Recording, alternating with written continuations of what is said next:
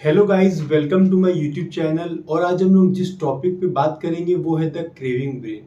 और हम लोग जानेंगे कि कैसे हम लोग की हैबिट लूप को स्टडी करके जो होता है क्रेविंग क्यू और रिवार्ड, तो कैसे इसको स्टडी करके एफएमसीजी कंपनीज जो है अपने प्रोडक्ट को डिज़ाइन करती है और कैसे उनके प्रोडक्ट में एक हिडन रिवार्ड होता है जिसकी वजह से हमें उस प्रोडक्ट्स को बार बार यूज़ करने का क्रेविंग होता है। तो लेट्स स्टार्ट द वीडियो।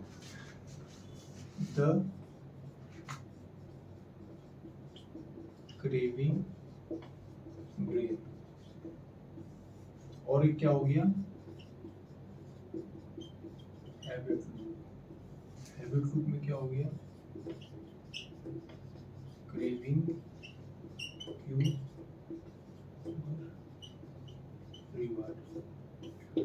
तो जितने भी एफएमसीजी गुड्स हो गए जैसे कि शैम्पू हो गया, कंडीशनर हो गया, सोप हो गया या टूथपेस्ट हो गया, इन सारे प्रोडक्ट्स को हैबिट लूप को हमारा डिजाइन ध्यान में रखते हुए डिजाइन किया जाता है। हैबिट लूप क्या हुआ? तो क्रेविंग क्यू और रिवार्ड, तो इसको ध्यान में रखते हुए डिजाइन किया जाता है कि जब भी हम उसको यूज करें तो हमें एक हिडन रिवार्ड मिले। अब वो हिडन रिवार्ड कैसे मिलता है तो आगे मैं आपको वीडियो में एक्सप्लेन करूंगा।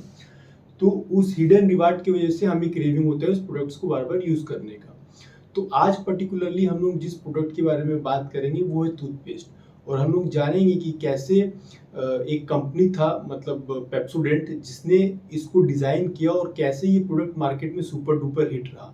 तो आइए उस चीज को समझते हैं। तो बिना स्टोरी के तो मजा नहीं आता है, तो आपको एक स्टोरी सुनाता हूँ। 1900 में एक बहुत ही फेमस पर्सनैलिटी थी जिनका नाम था क्लॉड हॉपकिंस। वो क्या थे? तो 1900s में एडवर्टीजमेंट का दुनिया बहुत ही तेजी से बूम कर रहा था और वो एडवर्टीजमेंट इंडस्ट्री में अपने जो टॉप मोस्ट एग्जीक्यूटिव कहलाते थे। मतलब अगर किसी भी कंपनी को अपना प्रोडक्ट डिजाइन या मार्केट करवाना रहता था तो वो मिस्टर क्लॉड के पास ही जाते थे। तो मैं आपको बता दूं कि जैसे क्वेकर ओट्स हो गया या गुडईयर टायर हो गया, तो इस सब का भी जो एड है वो इन्होंने ही डिजाइन किया था। जैसे क्वेकर ओट्स का इन्होंने ऐड कैसे बनाया था? इन्होंने ऐड में बोला था कि if you will eat Quaker oats one ball every day तो you will remain energetic throughout the day, but you have to eat that one ball every day. तो इस जो ये ऐड है इसकी वजह से क्वेकर ओट्स का जो सेल्स है वो एक्सपोनेंशियली ग्रो किया था। तो उसके बाद से इनको काफी रिकॉग्निशन मिला था। मतलब और भी काफी सारे इन्होंने एड्स डिजाइन किए थे, बट मैं आपको एक एग्जांपल दे रहा हूँ कि ये किस टाइप से साइकोलॉजिकल, मतलब कैसे अपने जो क्रेविंग की और रिवार्ड होता है, जो हैबिट लूप होता है, मतलब वो ह्यूमन का क्या साइकोलॉजी होता है कि वो एक प्रोडक्ट को खरीदेंगे, तो उस टाइप से वो उस एड को डिजाइन करते थे। तो एक बार क्या हुआ कि क्लॉड के एक बहुत ही घनिष्ठ मित्र थे, वो एक बार उनके पास आए और उन्होंने एक प्रपोजल लेके आया। उनका क्या प्रपोजल था? तो वो मार्केट में बेसिकली एक टूथपेस्ट को लॉन्च करना चाह रहे थे। तो वो उन्होंने अपने आइडिया को जब क्लॉड के साथ शेयर किया तो उन्होंने पहले तो स्ट्रेट अवे मना कर दिया, क्योंकि मार्केट के वो ऑलरेडी काफी ज्यादा विद्वान थे और उनको पता था कि ये प्रोडक्ट तो मार्केट में फेल हो जाएगा। क्यों फेल हो जाएगा? क्योंकि मैं 1900s की बात कर रहा हूँ। 1900s में there were many very few people who were regularly using toothpaste. और उस समय क्या था कि जो हमारा जो टूथपेस्ट होता था वो in the form of tooth powder आता था। तो लोग क्या था, वो टूथ पाउडर यूज करते थे। जो भी काफी कम लोग यूज करते थे वो भी टूथ पाउडर लोग ज्यादा यूज करते थे। और there were many salesman who were moving door to door, मतलब वो डोर टू डोर जाके इस वेरियस कंपनीज का टूथ पाउडर को सेल कर रहे थे और उसके बाद भी उतना सेल नहीं हो रहा था। तो उनको लगा कि जब हम ऑलरेडी इतना सारे प्रोडक्ट्स है मार्केट में, जब वही नहीं सेल हो रहा है या वही नहीं बिक रहा है, तो फिर अभी नया प्रोडक्ट कैसे हम मार्केट में इसको बेचेंगे। बट क्योंकि वो उनके काफी अच्छे फ्रेंड्स थे तो बाद में उन्होंने उनके प्रपोजल को एक्सेप्ट कर लिया। फिर उन्होंने रेडी हो गया कि ठीक है, मैं इसके ऐड को डिजाइन करूंगा। और जब वो इस ऐड को डिजाइन कर रहे थे तो काफी सारा उन्होंने जो डेंटिस्ट के बुक को लेके बैठे स्टडी करने के लिए, तो उनको एक बुक, डेंटिस्ट की बुक में एक वर्ड मिला जिनका नाम था म्यूकिन प्लेक्स।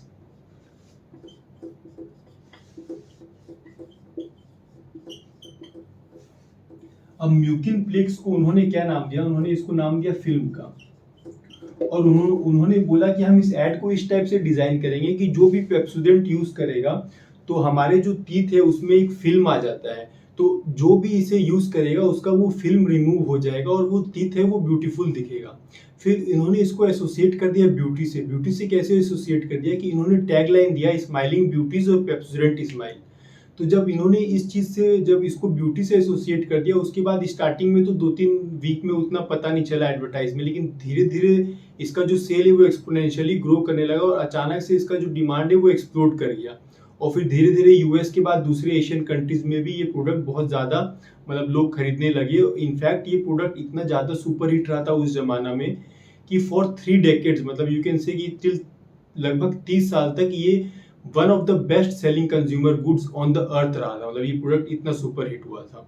लेकिन उस टाइम तो और भी सारे टूथपेस्ट लॉन्च हो गए थे और भी टूथ पाउडर्स थे, तो पेप्सोडेंट में ही ऐसा क्या खास था कि यही प्रोडक्ट चल रहा था, बाकी लोग और दूसरा कुछ नहीं खरीद रहे थे। तो इसका एक रीजन था कि इसमें उन्होंने ऐड किया था साइट्रिक एसिड और एक मिंट।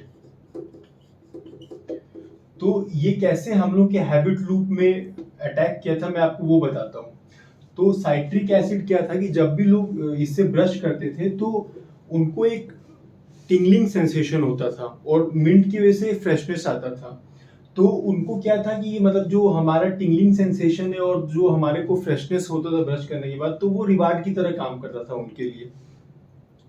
तो इस रिवार्ड की वजह से जब उस समय में आपको बताया था कि जो ब्रशिंग हैबिट है उतना पॉपुलर नहीं था यूएस में उस time. Only 7% of the people were regularly brushing there teeth before the Pepsodent was launched. ये एक बार लॉन्च हो गया, उसके एक डेकेड बाद ये फिगर जो है ये 60 to 70% के बीच में चला गया था।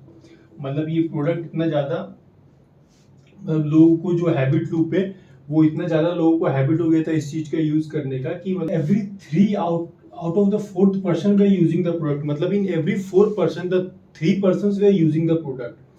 तो इतना ज्यादा लोगों का हैबिट हो गया था। मतलब किसी का भी अगर आपको हैबिट चेंज करना है तो it is not an easy task. और विद इन अ डेकेड अगर आप इतने लोगों का हैबिट चेंज कर दे रहे हो तो यू कैन अंडरस्टैंड कि हैबिट लूप किस टाइप से काम करता है। क्योंकि जब वो ये पेप्सोडेंट या फिर जब वो पेस्ट से नहीं ब्रश करते थे तो उनको लगता था कि वो टिंगलिंग सेंसेशन या फिर वो फ्रेशनेस मिस होता था, तो फिर वो ऑटोमेटिकली उनका हैबिट हो गया ब्रश करने का। तो इस टाइप से ये हैबिट लूप काम किया था। तो इसके बाद क्या हुआ कि जब उन्होंने ये ऐड को डिजाइन किया तो ऐड और प्लस जो ये हैबिट लूप है ये दोनों मिलकर कंपाउंडेड इफेक्ट किया था।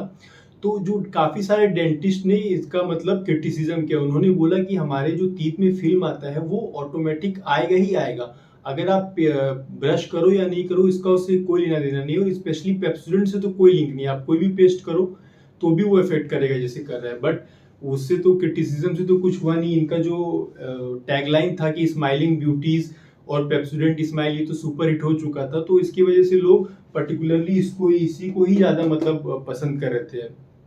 तो इस टाइप से लोगों का हैबिट चेंज हो गया।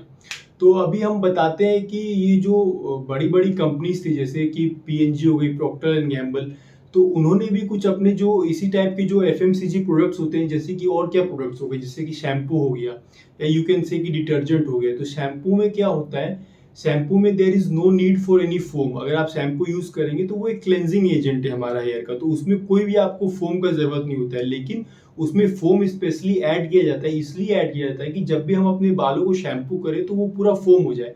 तो उसकी वजह से क्या होता है कि हमें लगता है कि ये प्रोडक्ट काम कर रहा है, और जब हमें लगता है कि वो प्रोडक्ट काम कर रहा है तो वो हमारा एक रिवार्ड की तरह काम करता है। उसी तरीके से जो डिटर्जेंट हो गया उसमें कुछ सेंट ऐड किया जाता है कि और फोम भी ऐड किया जाता है कि एक तो जब आप कपड़ा धोएंगे तो आपको फील होगा कि हाँ मेरा कपड़ा साफ हो रहा है। और फिर दूसरा उसमें सेंट इसलिए ऐड किया जाता है कि जब वो आपको कपड़ा धो के जब वॉश होके आएगा तो उसमें एक फ्रेग्रेंस अच्छा आएगा, तो वो भी एक तरीका से रिवार्ड में काम करता है। तो इस टाइप से जो एफएमसीजी प्रोडक्ट्स है वो इस टाइप से काम करता है, और मतलब इस टाइप से वो हैबिट लूप को ध्यान में रखते हुए डिजाइन किया जाता है। तो अभी के वीडियो के लिए बस हम इतना ही रखते हैं। नेक्स्ट वीडियो में और कुछ इसी टाइप का टॉपिक ढूंढ के लाते हैं। तब तक के लिए अपना ध्यान रखिए, और मेरे को पूरा उम्मीद है कि आपको ये वीडियो अच्छा लगा होगा। अगर अच्छा लगा है तो मेरी वीडियो को लाइक, शेयर और सब्सक्राइब कर दीजिए इस चैनल को। आगे भी ऐसा वीडियो लेके आते रहेंगे, तब तक अपना ध्यान रखिए। शुक्रिया।